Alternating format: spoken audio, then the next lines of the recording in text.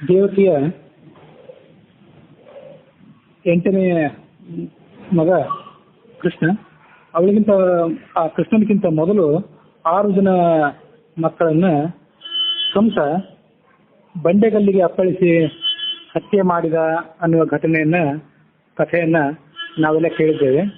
ಆ 6 ಜನ ಮಕ್ಕಳ ಪೂರ್ವ ಇತಿಹಾಸ ಇತ್ಯಾದಿಗಳನ್ನ ಮತ್ತು ಕಂಸ ಅವರನ್ನು ಯಾಕೆ ಹತ್ಯೆ ಮಾಡಬೇಕಾಯಿತು, ಅವ್ರು ಯಾಕೆ ಭೂಲೋಕದಲ್ಲಿ ಅವತಾರ ಮಾಡಬೇಕಾಯಿತು ಇತ್ಯಾದಿ ಹಿನ್ನೆಲೆಯನ್ನ ನಾವೀಗ ನೋಡಬೇಕಾಗಿದೆ.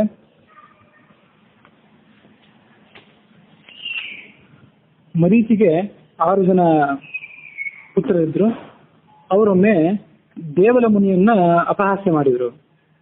ಆ ದೇವಲ ಮುನಿಗೆ ಅಪಹಾಸ್ಯ ಮಾಡಿದಾಗ ಆ ದೇವಲ ಮುನಿಯು ಅವರನ್ನ ರಾಕ್ಷಸರಾಗಿ ಹುಟ್ಟಿರಿ ಅಂತ ಶಪಿಸಿದ. ಈ ದೇವಲ ಮುನಿ ಕಶ್ಯಪನ ಮಗನಾದಂತಹ ಅಸಿತ ಮುನಿಯ ಮಗ. ದೇವಲ ಮುನಿಯ ತಾಯಿ ಯಾರು ಅಂದ್ರೆ ಏಕಪರ್ಣ ಎಂಬಾಕೆ. ಇದೇ ಹರಿವಂಶದಲ್ಲಿ ಹಿಂದೆ ನಾವು ಆ ಕಥೆಯನ್ನು ನೋಡಿದ್ದೆವು. ಹಿಮಾಲಯನ ಪತ್ನಿಯಾದಂತಹ ಮೇನೆಯಲ್ಲಿ ಏಕಪರ್ಣ, ಅಪರ್ಣ ಮತ್ತು ಏಕಪಾಟಲ ಎಂಬುದಾಗಿ 3 ಜನ ಹೆಣ್ಮಕ್ಕಳು, ಮೈನಾಕ ಎಂಬುದಾಗಿ ಒಬ್ಬ ಗಂಡು ಮಗ ಹುಟ್ಟಿದ ಕಥೆಯನ್ನು ನಾವು ನೋಡಿದ್ದೆವು. ಅಲ್ಲಿ ಏಕಪರ್ಣ ಎಂಬಾಕೆ ಈ ದೇವಲ ಮುನಿಯ ತಾಯಿ, ಅವಳ ಮಾನಸಪುತ್ರ ಇವ. ವೇದವ್ಯಾಸನ ಶಿಷ್ಯನಾಗಿದ್ದವನು, ಬ್ರಹ್ಮವಾದಿಯಾಗಿದ್ದವನು, ಕಠೋರವಾದಂತಹ ತಪಸ್ಸನ್ನ ಮಾಡಿದ ಪ್ರಯುಕ್ತ ಕೃಷ್ಣನಾಗಿದ್ದ. ಆದರೆ ಈ 6 ಜನ ಮರೀಚಿ ಪುತ್ರರು ಅವನಿಗೆ ಏನು ಅಪಹಾಸ್ಯ ಮಾಡಿದ್ರು ಅಂದ್ರೆ ಕಾಮಜ್ವರದಿಂದ ಕೃಷ್ಣನಾಗಿದ್ದಿ ಅಂತ ಅಪಹಾಸ್ಯ ಮಾಡಿದ್ರು. ಹೀಗೆ ಅಪಹಾಸ್ಯ ಮಾಡಿದ್ರಿಂದ ಕೋಪಗೊಂಡಂತ ಆ ಮುನಿ ಅವರನ್ನ ರಾಕ್ಷಸರಾಗಿ ಹುಟ್ಟಿರಿ ಅಂತ ಶಪಿಸಿದ್ದ. ಆದ್ರಿಂದ ಅವರಿಗೆ ಸ್ಮರ, ಉದ್ಗೀತ, ಪರಿಶ್ವಂಗ, ಪತಂಗ, ಕ್ಷುದ್ರಕೃತ್, ಘೃಣಿ ಎಂಬುದಾಗಿ 6 ಹೆಸರುಗಳಿಂದ ಕಾಲನೇಮಿಯ ಮಕ್ಕಳಾಗಿ ಷಡ್ಗರ್ಭರುವಿನ ಹೆಸರಿನಿಂದ ರಾಕ್ಷಸರಾಗಿ ಜನಿಸಿದರು. ಯಾವಾಗಲೂ ಪಾತಾಳದ ನೀರಿನ ಒಳಗೆ ಇರ್ತಿದ್ದರಿಂದ ಅವರಿಗೆ ಷಡ್ಗರ್ಭರು ಅಂತ, ನೀರಿನ ಗರ್ಭದಲ್ಲಿ ಇರ್ತಿದ್ದರಿಂದ ಷಡ್ಗರ್ಭರು ಅಂತ ಅವರಿಗೆ ಹೆಸರು ಬಂತು.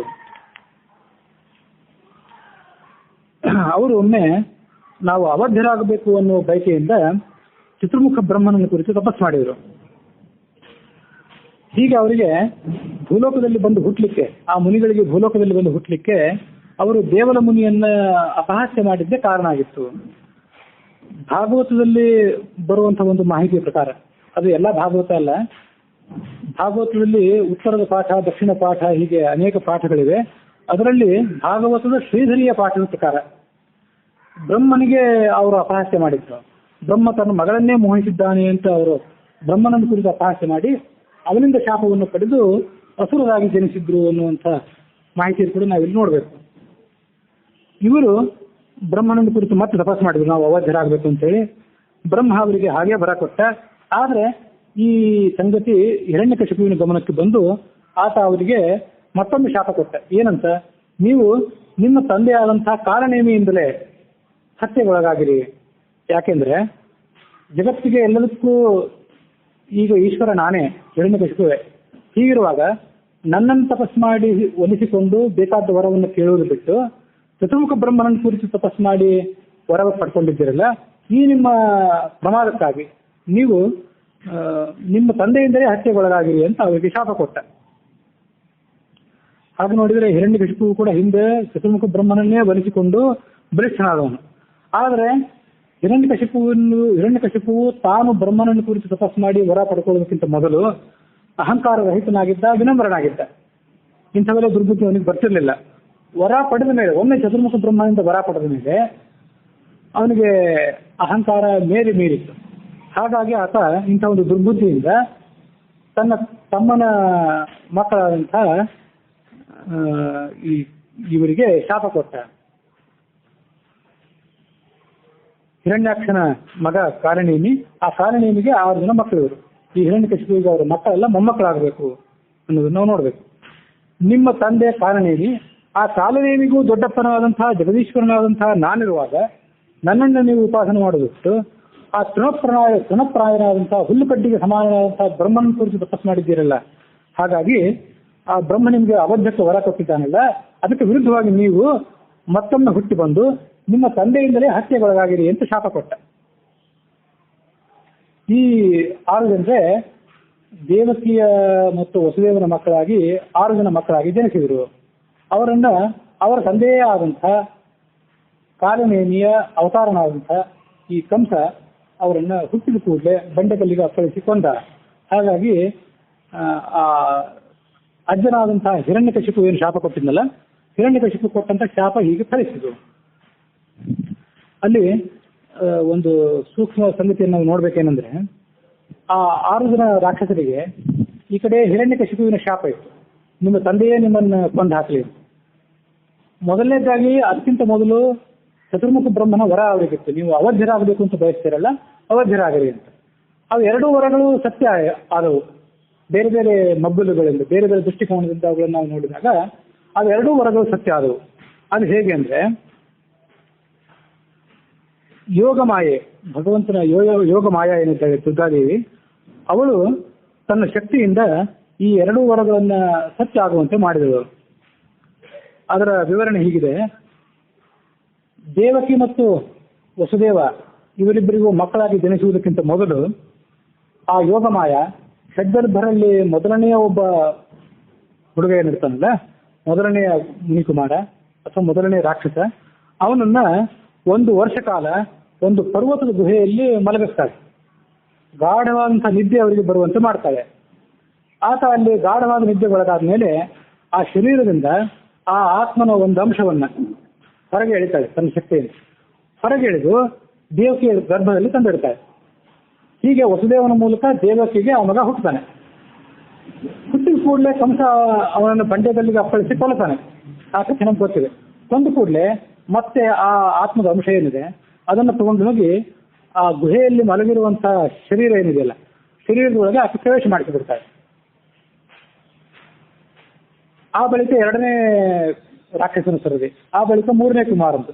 ಹೀಗೆ 6 ಜನ ಆ ರಾಕ್ಷಸರೇನಿದ್ದಾರೆ ಅವರನ್ನ ಆ ಪರ್ವತದ ಗುಹೆಯಲ್ಲಿ ಮಲಗಿಸಿ ಕ್ರಮವಾಗಿ ಅವರ ಶರೀರದಿಂದ ಆತ್ಮದ ಒಂದು ಅಂಶವನ್ನು ಹೊರಗೆ ತೆಗೆದುಕೊಂಡು ಬಂದು ಅದನ್ನ ದೇವಕಿ ಗರ್ಭದಲ್ಲಿರಿಸಿ ಆ ಮಗುವನ್ನು ದೇವಕಿಯ ಹಡೆದ ಮೇಲೆ ಕಂಸ ಯಥಾಪ್ರಕಾರ ಆ ಮಗುವನ್ನು ಹತ್ಯೆ ಮಾಡಿದ ಮೇಲೆ ಮತ್ತೆ ಆಯಾ ಆತ್ಮಗಳನ್ನು ತೆಗೆದುಕೊಂಡು ಬಂದು ಆ ಪರ್ವತದ ಗುಹೆಯಲ್ಲಿ ಮಲಗಿರುವಂತಹ ಆ ಶರೀರದಲ್ಲಿ ಪ್ರವೇಶ ಮಾಡಿಸಿಬಿಡ್ತಾರೆ. ಇದು ಈ ದೇವಮಾಯ ವಿಷ್ಣುಮಾಯ ಎನಿಸಿರ್ತಕ್ಕಂಥ ದುರ್ಗಾದೇವಿ ಮಾಡಿದಂತಹ ಕಾರ್ಯ ಇದು.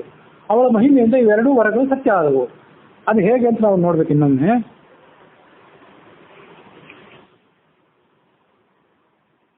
ಆ 6 ಜನ ನಮಗೆ ಅವಧ್ಯತ್ವ ಬೇಕು, ನಾವು ಅವಧ್ಯರಾಗಬೇಕು ಅಂತ ವರ ಪಡ್ಕೊಂಡಿದ್ರು. ವಿಷ್ಣುಮಾಯ ಏನು ಮಾಡಿದ್ದು ಅಂದ್ರೆ, ಆ 6 ಜನರನ್ನ ಪರ್ವತದ ಗುಹೆಯಲ್ಲಿ ಮಲಗಿಸಿದ್ಲು. ಪರ್ವತದ ಗುಹೆಯಲ್ಲಿ ಮಲಗಿಸಿದಾಗ ಅವ್ರ ಶರೀರ ಅಲ್ಲೇ ಉಳಿದಿತ್ತು 1 ವರ್ಷ.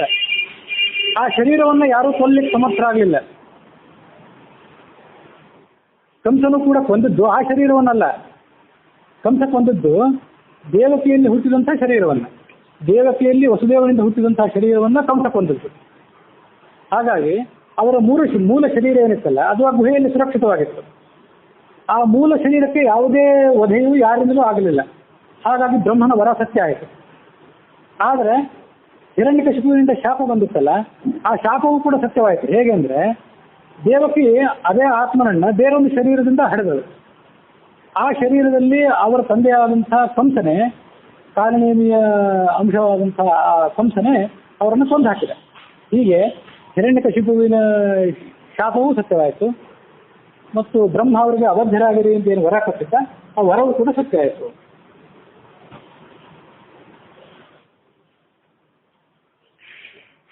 ಹೀಗೆ ಪರಸ್ಪರ ವಿರುದ್ಧವಾದಂತಹ ಒಂದು ವರ, ಬ್ರಹ್ಮನ ವರ ಅವಧ್ಯರಾಗಿರಿ ಎನ್ನುವಂಥ ಒಂದು ವರ, ಮತ್ತು ನಿಮ್ಮ ತಂದೆಯಿಂದಲೇ ನೀವು ಹತ್ಯೆಗೊಳಗಾಗಿರಿ ಅಂತ ಹೇಳಿ ಅವರ ಅಜ್ಜನಾದಂತಹ ಹಿರಣ್ಯಕಶಿಪುವಿನ ಶಾಪ, ಪರಸ್ಪರ ವಿರುದ್ಧಗಳು ಎರಡೂ ಕೂಡ. ಹಾಗಿದ್ರೂ ಕೂಡ ವಿಷ್ಣುಮಾಯೆ ತನ್ನ ಪ್ರಭಾವದಿಂದ ಆ ವರ ಮತ್ತು ಶಾಪಗಳನ್ನು ಎರಡನ್ನೂ ಕೂಡ ಸತ್ಯವನ್ನಾಗಿ ಮಾಡಿ ಅವರನ್ನು ಭೂಲೋಕದಲ್ಲಿ ಹುಟ್ಟಿಸಿ ಅವರು ಮತ್ತೆ ತೆರಳುವಂತೆ ಮಾಡಿದ್ಲು. ಹೀಗೆ ಆ 6 ಜನರ ಕಥೆಯನ್ನು ನಾವು ನೋಡ್ತೀವಿ. ಆ ಬಳಿಕ 7ನೇ ಮತ್ತು 8ನೇ ಗರ್ಭದ ದೇವಕಿ ವಸುದೇವನಿಂದ 7ನೇ ಮಗುವನ್ನ ಮತ್ತು 8ನೇ ಮಗುವನ್ನ ಹೇಗೆ ಹಿಡಿದಳು ಅನ್ನುವಂಥ ಕಥೆಯನ್ನು, ಆ ಹಿನ್ನೆಲೆಯನ್ನು ಮುಂದೆ ಗಮನಿಸ್ತೀವಿ. ಈ ಕಡೆ ಪಾಂಡು ಮಹಾರಾಜ, ಧೃತರಾಷ್ಟ್ರ ಇವರಿಬ್ಬರು ಕೂಡ ಮದುವೆ ಆಗಿದ್ರು ಅನ್ನೋ ಕಥೆಯನ್ನು ನಾವು ನೋಡಿದ್ವು. ಪಾಂಡು ಮಹಾರಾಜನಿಗೆ ಮಕ್ಕಳನ್ನು ಪಡ್ಕೊಳ್ಬೇಕು ಅಂತ ಅಪೇಕ್ಷೆ ಬಂತು. ಅದನ್ನು ಈಗ ನಾವು ಮೊದಲು ನೋಡಬೇಕು. ಯಾಕೆಂದ್ರೆ ಕೃಷ್ಣನಿಗಿಂತ ಮೊದಲು ದೇವಕಿಯ 8ನೇ ಮಗನಾದಂಥ ಕೃಷ್ಣ ಮತ್ತು 7ನೇ ಮಗನಾದಂಥ ಬಲರಾಮ, ಅವರಿಬ್ಬರಿಗಿಂತ ಮೊದಲು ಧರ್ಮರಾಜ ಹುಟ್ಟಿದ್ದ. ಧರ್ಮರಾಜ ಅವರೆಲ್ಲರಿಗಿಂತಲೂ ಜ್ಯೇಷ್ಠ. ಹಾಗಿರುವಾಗ ಆ ಸಂಗತಿಯನ್ನು ಮೊದಲು ನೋಡಬೇಕು. ಅದಕ್ಕಾಗಿ ಪಾಂಡುವಿಗೆ ಮಕ್ಕಳನ್ನು ಪಡ್ಕೋಬೇಕು ಅಂತ ಅಪೇಕ್ಷೆ ಬಂತು. ಅವನಿಗೆ ಶಾಪ ಇತ್ತು, ನೀನು ನಿನ್ನ ಪತ್ನಿಯರನ್ನ ಸಂತಾನದ ಅಪೇಕ್ಷೆಯಿಂದ ಸಮೀಪಿಸಿದ ಕೂಡಲೇ ಮರಣ ಹೊಂದುತ್ತೀವಿ ಅಂತ ಶಾಪ ಇತ್ತು ಅವನಿಗೆ. ಆ ಕಥೆ ತಮಗೆಲ್ಲರಿಗೂ ಗೊತ್ತೇ ಇದೆ.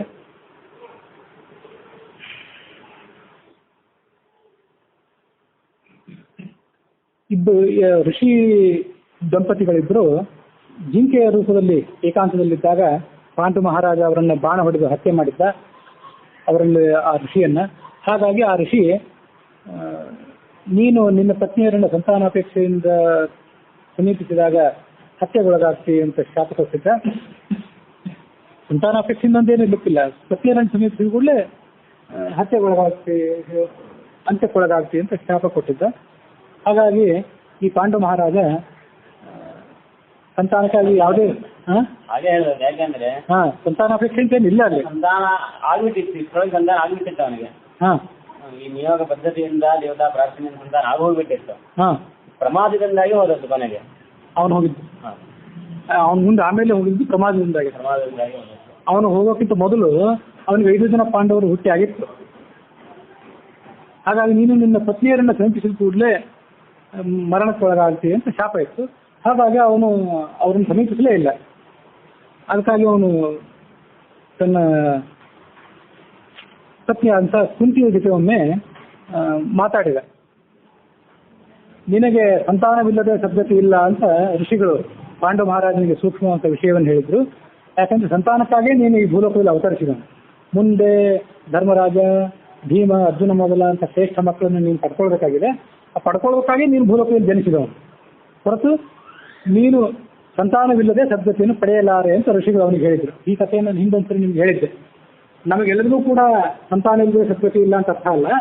ನಾವೆಲ್ಲರೂ ಕೂಡ ಸಂತಾನವನ್ನು ಪಡೆದು ವಂಶವನ್ನು ಮುಂದುವರಿಸಲಿಕ್ಕಾಗಿ ಈ ಲೋಕದಲ್ಲಿ ಹುಟ್ಟಿದವರಲ್ಲ. ಆದರೆ ಪಾಂಡು ಮಹಾರಾಜ ಹುಟ್ಟಿದ್ದು, ಅವನಂಥ ಮಹನೀಯರು ಎಷ್ಟೋ ಜನ ಹುಟ್ಟುವುದು ಸಂತಾನವನ್ನು ಈ ಲೋಕದಲ್ಲಿ ಮುಂದುವರಿಸುವುದಕ್ಕಾಗಿ.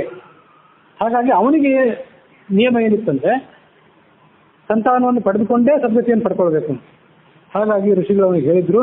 ಈ ಕಡೆ ಗಾಂಧಾರಿಯು ಗರ್ಭಿಣಿಯಾಗಿದ್ದು, ಆ ಪಾಂಡು ಮಹಾರಾಜ ಆ ಗಾಂಧಾರಿಯು ಗರ್ಭಿಣಿಯಾದಂಥ ವಿಷಯವನ್ನ ಮತ್ತು ಮುನಿಗಳು ತನಗೆ ಹೇಳಿದಂಥ ಧರ್ಮವನ್ನ ಎರಡನ್ನೂ ಕೂಡ ತನ್ನ ಮಡದಿಯಾದಂಥ ಕುಂತಿಗೆ ಹೇಳಿಕೊಂಡ. ನನಗಿಂತ ಶ್ರೇಷ್ಠನಾದಂತಹ ಒಬ್ಬ ದೇವತೆಯಿಂದ ನೀನು ಮಗನನ್ನು ಪಡೆಯಿ. ಆಗ ಆಕೆ ಹೇಳಿದ್ಲು. ಕಷ್ಟದಿಂದ ಆ ಮಾತನ್ನು ಒಪ್ಪಿದ್ಲು ಅವಳು. ಒಪ್ಪಿ ನನಗೆ ದೇವತೆಗಳನ್ನು ವಶೀಕರಿಸುವಂತಹ ಪುತ್ರ ಪ್ರಾಪ್ತಿ ಕೊಡುವಂತಹ ಒಂದು ಮಂತ್ರ ಇದೆ ಅಂತ ಹೇಳಿದ್ಲು. ಹೇಳಿ ಆ ಮಂತ್ರದ ಮೂಲಕ ಅವಳು ಯಮಧರ್ಮನನ್ನು ಕರೆದಳು ಮೊದಲು. ಯಾಕೆಂದ್ರೆ ಯಮಧರ್ಮನಿಂದ ಹುಟ್ಟುವಂತ ಮಗ ಒಳ್ಳೆ ಧಾರ್ಮಿಕನಾಗ್ತಾನೆ, ಹಾಗಾಗಿ ಅವನನ್ನು ಕರಿ ಅಂತ ಪಾಂಡು ಮಹಾರಾಜ ಹೇಳಿದಾಗ ಆ ಮಂತ್ರಪೂರ್ವಕವಾಗಿ ಯಮನನ್ನ ಆಕೆ ಕರೆದಳು. ಆಗ ಯಮ ಬಂದು ಆ ಯಮನಿಂದ ಯುಧಿಷ್ಠಿರ ಧರ್ಮರಾಜ ಎಂಬತಕ್ಕಂಥ ಮಗನನ್ನ ಆಕೆ ಪಡ್ಕೊಂಡಳು. ಯಮಧರ್ಮನೇ ತಾನೇ ಮಗನಾಗಿ ಜನಿಸಿದ. ಮಹಾಭಾರತದಲ್ಲಿ ಬರುವಂತಹ ಮಾಹಿತಿಯ ಪ್ರಕಾರ ಸೂರ್ಯ ತುಲಾ ರಾಶಿಯಲ್ಲಿದ್ದಾಗ ಪಂಚಮಿ ತಿಥಿಯಂದು ಜ್ಯೇಷ್ಠ ನಕ್ಷತ್ರ ಇರುವಂತಹ ದಿವಸ ಅಭಿಜಿನ್ ಮುಹೂರ್ತದಲ್ಲಿ ಯುಧಿಷ್ಠಿರ ಜನಿಸಿದ. ಇದು ಆತನ ಜನನದ ಹಿನ್ನೆಲೆ. ಗಾಂಧಾರಿ ಮೊದಲೇ ಗರ್ಭಿಣಿಯಾಗಿದ್ದು, ಆದ್ರೆ ಹುಟ್ಟಿದ್ದು ಮೊದಲು ಧರ್ಮರಾಜ. ಈ ಸಂಗತಿ ಗಾಂಧಾರಿಗೆ ತಿಳಿದಾಗ ಆಕೆಗೆ ಬಹಳ ಅಸೂಯೆ ಆಯಿತು. ಅಸೂಯಾಗಿ ಸಂಕಟ ಆಯಿತು. ತನ್ನ ಗರ್ಭವನ್ನು ಆಕೆ ಹಿಚಿಕಿಡ್ಲಿಕ್ಕೆ ಮರ್ದನ ಮಾಡಿದ್ಲು. ಹೀಗೆ ಮಾಡಿಕೊಂಡಾಗ ಗರ್ಭ ಪತನ ಹೊಂದಿತ್ತು. ಪತನ ಹೊಂದಿದಾಗ ವೇದವ್ಯಾಸರು ಅಲ್ಲಿಗೆ ಬಂದರು.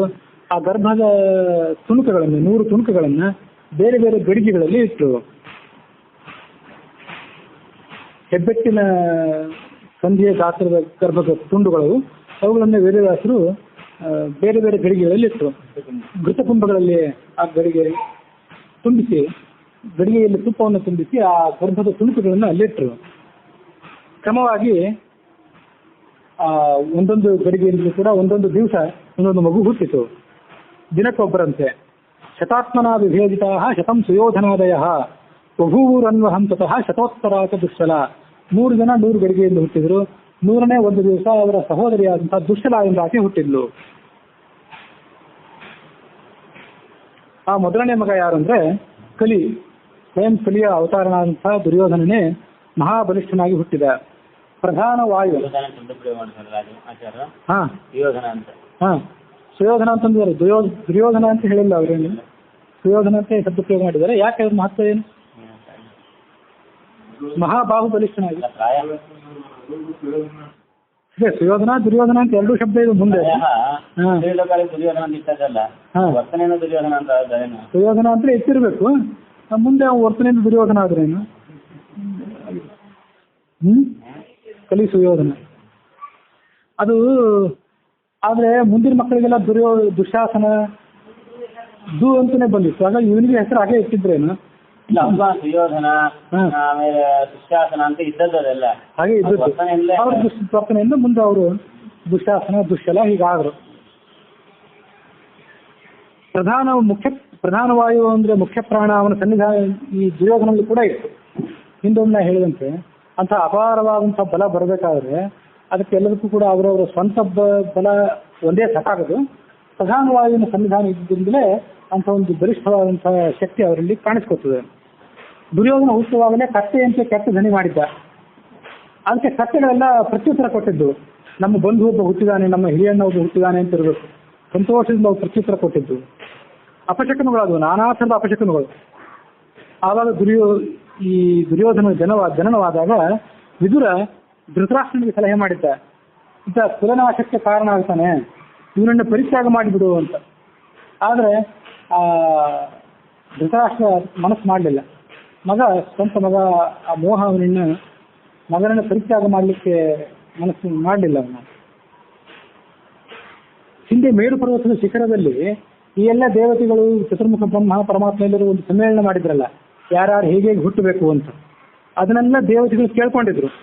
ಅವರೆಲ್ಲರೂ ತಪೋಬಲದಿಂದ ಶಿವನನ್ನ ಸಂತೋಷಪಡಿಸಿದ್ರು. ನಮಗೆಲ್ಲರಿಗೂ ನಾಯಕನಾದಂತಹ ಕಲಿಯು ಎಲ್ಲರಿಗೂ ಅವಧ್ಯನಾಗಬೇಕು ಅಂತ ವರ ಪಡ್ಕೊಂಡಿದ್ರು. ಹಾಗಾಗಿ ಶಿವನ ವರದಿಂದ ಆ ದೇವತೆಗಳಿಗೆ ಕಂಟಕನಾದಂತಹ ಕಲಿಯು ವಜ್ರ ಶರೀರವುಳ್ಳವನಾಗಿದ್ದ. ಅವನೇ ಸ್ವಯಂ ದುರ್ಯೋಧನನಾಗಿ ಹುಟ್ಟಿದ. ಆ ಸುಯೋಧನನ ಬಳಿಕವೇ ಇನ್ನೊಂದು ಕಡೆಗೆಯಿಂದ ದುಶಾಸನ ಹುಟ್ಟಿದ. ಆ ದುಶಾಸನ ಯಾರಂದ್ರೆ ಇಂದ್ರಜಿತ್. ಹಿಂದೆ ರಾವಣನ ಮಗನಾಗಿ ಏನು ಇಂದ್ರಜಿತ್ ಇದ್ನಲ್ಲ, ಅವನೇ ಈ ಎರಡನೇ ಗಡಿಗೆಯಿಂದ ಹುಟ್ಟಿದ.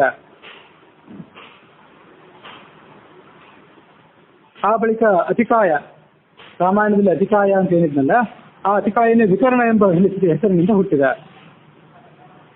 ಆ ಬಳಿಕ ಹುಟ್ಟಿದವನು ಖರ ಎಂಬ ರಾಕ್ಷಸ, ಅವನು ರಾಮಾಯಣದಲ್ಲಿದ್ದವ. ಆ ಖರನೇ ಚಿತ್ರಸೇನ ಎಂಬ ರಾಕ್ಷಸನಾಗಿ ಹುಟ್ಟಿದ. ಹೀಗೆ ವಿಭಿನ್ನ ಶಕ್ತಿ ಉಳ್ಳಂತಹ ಅವರೆಲ್ಲರೂ ಕೂಡ ವಿಭಿನ್ನವಾದಂತಹ ರಾಕ್ಷಸರ ಅವತಾರದಿಂದ ಅಲ್ಲಿ ಜನಿಸಿದರು. ಒಬ್ಬೊಬ್ಬ ರಾಕ್ಷಸರು ಕೂಡ ಒಂದೊಂದು ದೋಷಕ್ಕೆ ಅಭಿಮಾನಿ ದೇವತೆಗಳು. ಯಾರು ಕೂಡ ಸದ್ಗುಣಕ್ಕೆ ಅಭಿಮಾನಿ ದೇವತೆಗಳಲ್ಲ, ಎಲ್ಲರೂ ಕೂಡ ದುರ್ಗುಣಕ್ಕೆ ಅಭಿಮಾನಿ ದೇವತೆಗಳು. ಒಬ್ಬ ರಾಕ್ಷಸ ಸ್ತ್ರೀ, ಅವಳ ಹೆಸರು ಮೃಷಾ ಎಂಬುದಾಗಿ. ಅವಳು ದುಶ್ಶಲ ಎಂಬ ಹೆಸರಿನಿಂದ ಹುಟ್ಟಿದ್ಲು, ಇವರೆಲ್ಲರಿಗೂ ಸಹೋದರಿಯಾಗಿ. ಅವಳು ಯಾರಂದ್ರೆ ಕುಹು ದೇವಿಯ. ಕುಹು ಅಂದ್ರೆ ಅದೊಂದು ಅಮಾವಾಸ್ಯೆ, ಯೋಗ ವಿಶೇಷ. ಚಂದ್ರ ದರ್ಶನ ಇರದೇ ಇರುವಂತಹ ಅಮಾವಾಸ್ಯೆ ಬಂದ್ರೆ ಅದನ್ನು ಕುಹು ಅಂತ ಕರೀತಾರೆ. ಸ್ವಲ್ಪ ಚತುರ್ದಶಿ ಅಂಶ ಇದ್ರೆ ಅದನ್ನ ಸಿನಿವಾಲೆ ಅಂತ ಕರೀತಾರೆ. ಹೀಗೆ ಅಮಾವಾಸ್ಯೆ 2 ಪ್ರಭೇದಗಳು. ಅವುಗಳಲ್ಲಿ ಕುಹು ಅಂತ ಏನಿದೆ, ಆ ಕುಹು ಅನ್ನುವ ಅಮಾವಾಸ್ಯೆಯ ಅಭಿಮಾನಿ ದೇವತೆಯ ಅಂಶಯುಕ್ತವಾಗಿ ಈ ದುಶ್ಶಲ ಈಕೆ ಹುಟ್ಟಿದ್ಲು.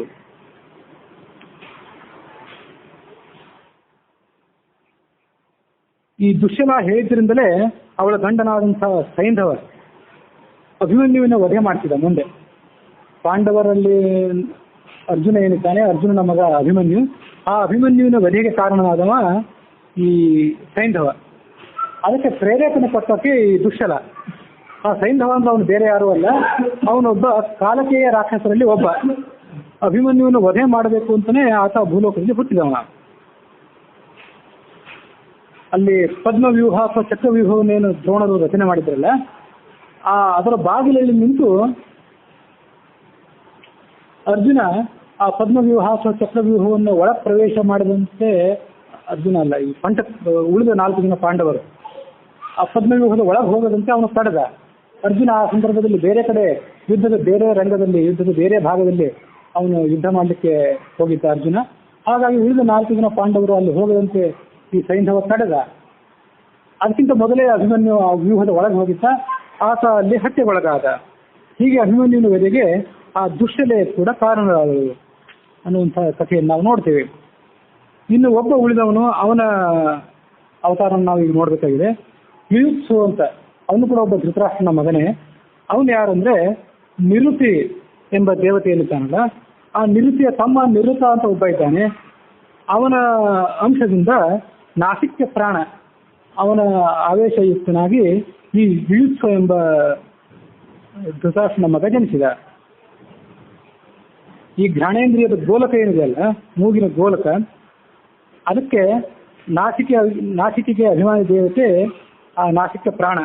ಅವನ ಆವೇಶಯುಕ್ತನಾಗಿ ನಿರುತನೆಂಬ ದೇವನೇ ಯುಯುತ್ಸು ಎಂಬ ಹೆಸರಿನಿಂದ ಜನಿಸಿದ.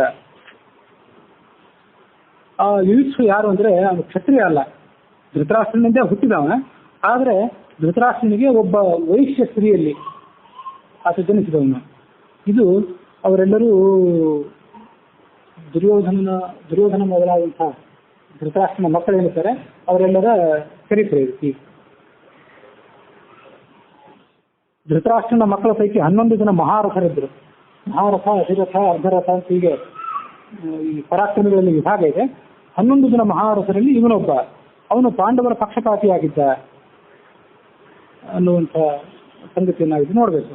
ಹೀಗೆ ಧೃತರಾಷ್ಟ್ರನಿಂದ ಗಾಂಧಾರಿಯಲ್ಲಿ ಮತ್ತು ಅವನ ವೈಶ್ಯ ಪತ್ನಿಯಲ್ಲಿ, ವೈಶ್ಯ ಕನ್ಯೆಯಲ್ಲಿ ನಾವು ಜನಿಸಿದಂಥ ಈ ಮಕ್ಕಳೇನಿದ್ದಾರೆ ಆ ಮಕ್ಕಳೆಲ್ಲರ ಚರಿತ್ರೆಯನ್ನು ನಾವಿದು ನೋಡಿದ್ದೇವೆ. ಈ ಬಳಿಕ ನಾವು ಭೀಮಸೇನನ ಉತ್ಪತ್ತಿಯನ್ನು ನೋಡಬೇಕಾಗಿದೆ. ಆ ಭೀಮಸೇನನ ಉತ್ಪತ್ತಿಯನ್ನು ನಾಳೆಯ ದಿವಸ ಗಮನಿಸೋಣ. ಕುಸಿಯನಾಡಿ ಹೊಟ್ಟೆ ಹೊರೆವ ವಿಷಯದಲ್ಲಿ ರಸಿಕನೆಂದು ಕುಚಿಗೆ ಹಾಕದಿರೋ ಎನ್ನ ಹೃಷಿಕೇಶನೇ, ಈಶನಿನ್ನ ಚರಣ ಭಜನೆ ಆಶೆಯಿಂದ ಮಾಡುವೆ, ದೋಷ ರಾಶಿ ನಾಶ ಮಾಡು ಶ್ರೀಶ ಕೇಶವ. ಶ್ರೀಕೃಷ್ಣಾರ್ಪಣಮಸ್ತು.